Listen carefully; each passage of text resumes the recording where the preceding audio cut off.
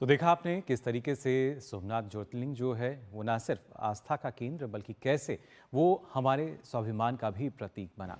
और यहाँ जब स्वाभिमान पर्व हम कह सकते हैं मनाया जा रहा है, किस तरीके से और ये विशेष हो जाता है, इसके लिए आइए सीधा रुख कर लेते हैं हमारे संवाददाता का। अश्विनी मिश्र फिलहाल हमारे साथ जुड़ चुके हैं।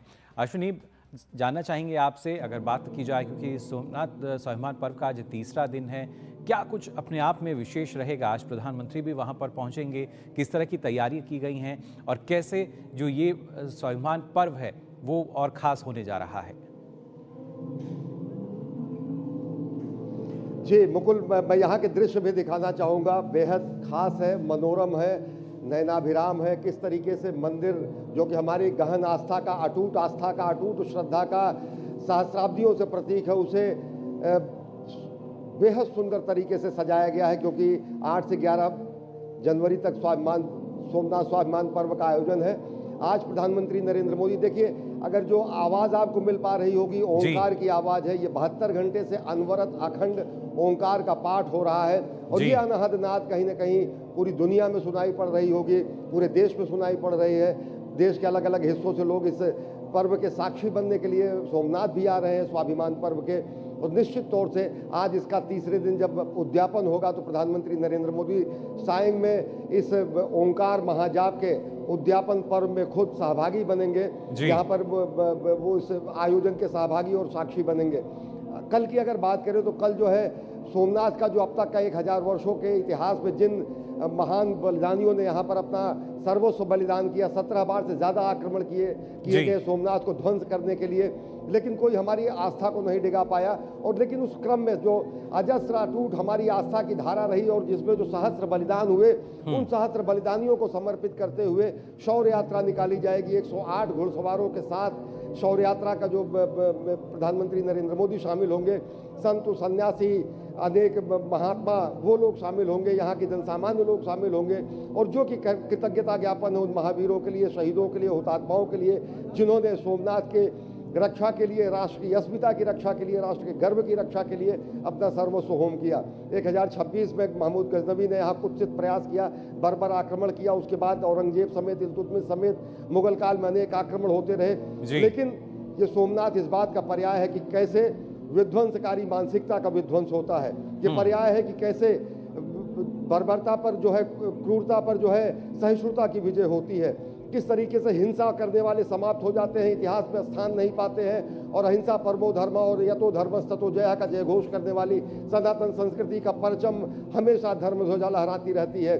मंदिर का शिखर आप देखें, इस मंदिर को 1951 में सरदार पटेल द्वारा तत्कालीन सरकार की अनिच्छा के बावजूद इस मंदिर का जीर्णोद्धार किया गया, पुनर्निर्माण किया गया। इतिहास भी साक्षी है कि वो मानसिकता जो कहीं ना कहीं हमारे राष्ट्रीय प्रतीकों की अनदेखी करने की मानसिकता होती थी, वो भी धूल धूसरित हुई, धराशायी हुई। और आज ये मंदिर का उत्तुंग शिखर, ये मंदिर के उत्तुंग 3 जो स्तंभ हैं, वो ये बताते हैं कि हमारी जो अटूट आस्था है, जो हमारी अटूट प्रतिबद्धता है, जो हमारे सांस्कृतिक गौरव, आध्यात्मिक केंद्र, ऊर्जा के केंद्र हैं, उनकी किस तरीके से पुनर्स्थापना हुई है। और अगर देखें पिछले 10-11 वर्षों में तो अनेक ऐसे आध्यात्मिक केंद्रों की पुनर्स्थापना फिर की जा रही है। तो निश्चित तौर से ये नए भारत के अभ्युदय की भी कहानी है, कि भारत की सांस्कृतिक विरासत और विकास की गाथा भी गाता है। और निश्चित तौर से हमारा वो अजेय स्वाभिमान, वो अजेय गर्व, हमारी अजेय संस्कृति का भी परिचायक है कि घात प्रतिघात चाहे जितने हो, लेकिन हम हमेशा सृजन जारी रखेंगे, गर्व से खड़े रहेंगे। और वही भारतीय संस्कृति है, उसी का महोत्सव है सोमनाथ महापर्व। जी बिल्कुल अश्विनी, और ऐसे में खासतौर से प्रधानमंत्री नरेंद्र मोदी की अगर बात करें, ना सिर्फ देश का एक सफल नेतृत्व बल्कि देश की जो आध्यात्मिक धार्मिक विरासत की जब हम बात करते हैं, उसको पूरी तरीके से विकास के साथ आगे बढ़ाना, तो कहीं ना कहीं उसका भी नेतृत्व करते नजर आते हैं प्रधानमंत्री नरेंद्र मोदी। और उसकी बानगी आज शाम भी हम देखेंगे, जब ये जो ओम की जो मंत्रोच्चारण है जो दूर दूर तक पहुंच रहा है आपके जरिए, इसमें भी वो शामिल होंगे। निश्चित तौर से मुकुल, देखें, चाहे युवा नरेंद्र मोदी रहे हों, चाहे गुजरात के मुख्यमंत्री नरेंद्र मोदी रहे हों, या वर्तमान में भारत के प्रधानमंत्री नरेंद्र मोदी, सोमनाथ के गौरव की स्थापना का प्रण उन्होंने तब लिया था जब 50 वर्ष हुए थे। स्वर्ण जयंती समारोह था, उस समारोह में अनेक बड़े नेता और अनेक बड़े मनीषी उपस्थित थे।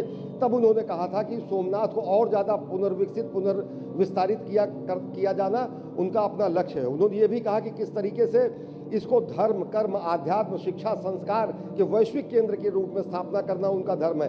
और वो जो प्रक्रिया चली 2001 से, जब आज से 25 वर्ष पहले स्वर्ण जयंती समारोह था, अब हीरक जयंती समारोह इस समय है, तो इस 25 वर्षों की अगर अंतर यात्रा देखें तो ये मंदिर का परिसर नहीं, इसके आगे बहुत बड़ा विस्तार हुआ है। समुद्र पथ का निर्माण हुआ है, नए गेस्ट हाउसेस बने हैं, नए जो है यहाँ पर सर्किट हाउस बना हुआ है, प्रसाद जो योजना है जिसमें तीर्थाटन कायाकल्प पुनरुद्धार योजना जो है उसके तहत बहुत सारे ऐसे निर्माण, आधारभूत संरचना का निर्माण किया गया है।